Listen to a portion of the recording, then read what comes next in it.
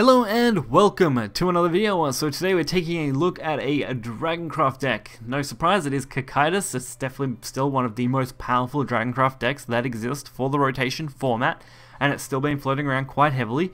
The only real thing to mention in this one is probably Pure Voiced Dragoon. It's not ran in a lot of decks, although it's very hit or miss a lot of the time, so it's no surprise there, but I really do like the Dragoon's Meditation. Getting the 6 defense heal is an amazing advantage, and everything else is actually pretty stock standard, although I do feel like this is a fairly decent list and will perform reasonably well on ladder, so we're going to get right into this and check it out. So our first match for this video is going to be against Portalcraft.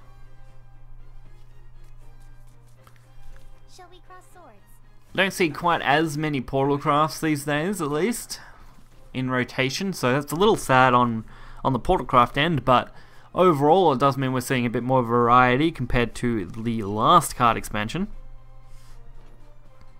I'm sure a lot of people like that. Overall, I think the current meta is reasonably balanced. I wouldn't say perfectly, but definitely reasonably balanced, to a point where everything has a good chance at surviving. Nearly every deck has something that's slightly viable, some of course more than others.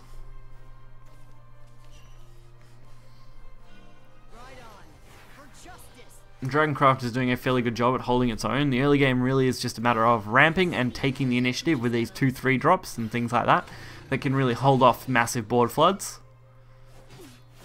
And for us, it's really just a matter of hoping that we can survive this.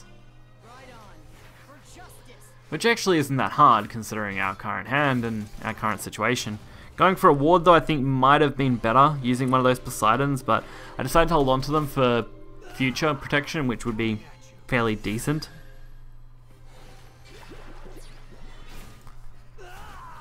Bifurcating Artifacts also are some of my favorite artifact cards now. So Anne Rose, great card if you're looking to ramp up. She's also got at least some advantage in the mid game. And my third Dragon Wing. So I tend to, of course, as you can tell, aim for Dragon Handspurs 90% of the time when I'm using that card. I find they're great for removing followers while also doing face damage. You can do really one or the other, and draw is always a good thing in these sort of dragon decks. Being able to use as many cards as possible before just replacing your deck out with Satan is usually the best strategy. So we're going to, of course, try to limit what our opponent has just done now and really restrict their current board with the wards, so that's definitely a nice way to do things for right now. And since we can ramped up pretty well, we're not really in a big worrisome case. Since Acceleratium is a little harder to get, it's no surprise that things get a little slower for Artifact Portal in rotation, at least. And now we actually get a free chance to play Poseidon. We don't really have a reason not to. Since our opponent's board isn't really a huge threat and a 3-2 isn't going to kill us, I'm really not worried about playing it just immediately.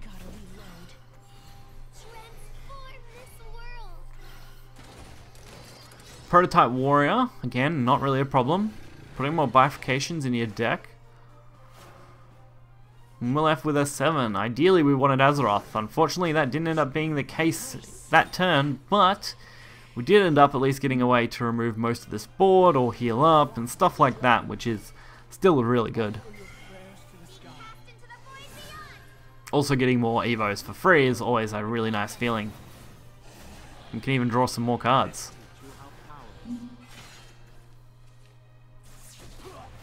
And 7 to face. Nothing like 7 face damage to really warm up your heart on a cold day.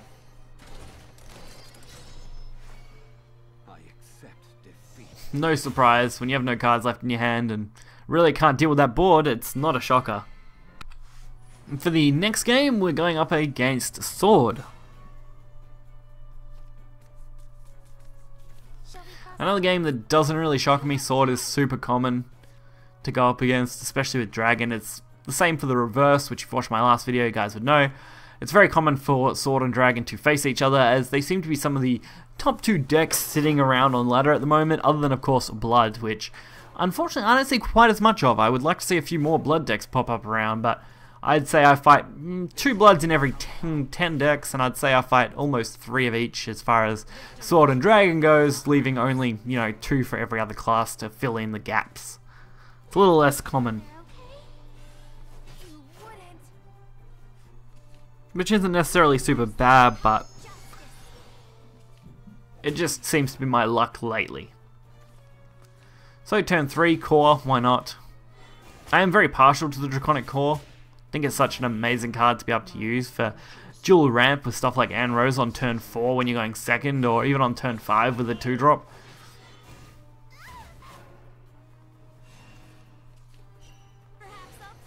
So now Anrose with the Evo. We're going to be able to take out 2 followers very easily. While we're not quite ramped up enough to play Poseidon next turn, we're going to put ourselves well and truly ahead of our opponent. Right where we want to be in this situation. And it doesn't surprise me they're going all face. They're really pushing themselves against the clock now. So Anrose, her ping, free removal.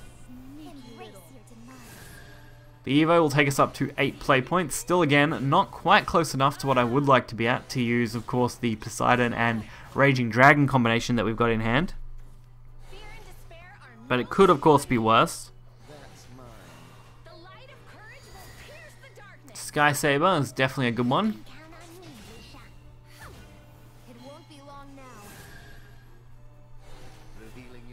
And what we're seeing now is not a surprise, but it's definitely a good play. So we now need a way to, of course, remove as much of this as we can. With an Evo, that's actually going to be very possible. We're going to be able to wipe out the vast majority of this board without much issue. Although it does require leaving up the Bane, which I'm usually not a fan of. But I reckon that'll probably be traded into the 2-1.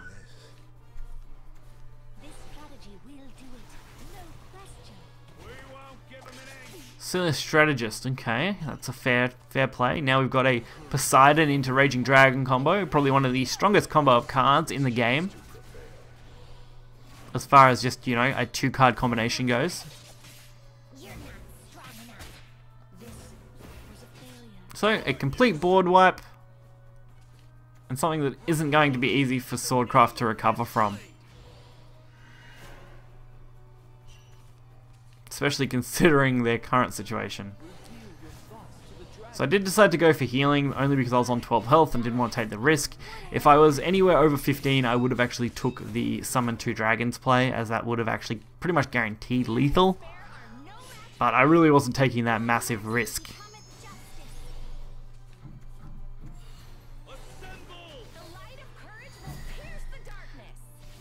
There it is, Sky Saber play. This is why I didn't want to take the risk in case, of course, they had a better play, but looks like things are going to be fortunate for us, even if they do go for a decent board wipe. And another Raging Dragon. I really couldn't have asked for a better draw. I mean, the Poseidon alone would nearly be enough to force them to quit, but Raging Dragon on top of that makes it almost impossible for them to survive. Because they now need to wipe this entire board effectively. Since they had a lot of trouble doing it last turn, I would not be surprised if they can't do it this turn as well.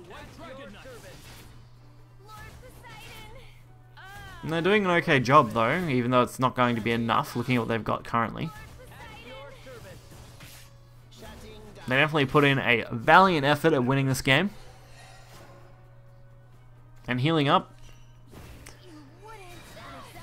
Fortunately for us, it probably wouldn't have mattered too much, as there's not many cards that would have just straight up killed us next turn, so we probably would have had another turn in the worst case.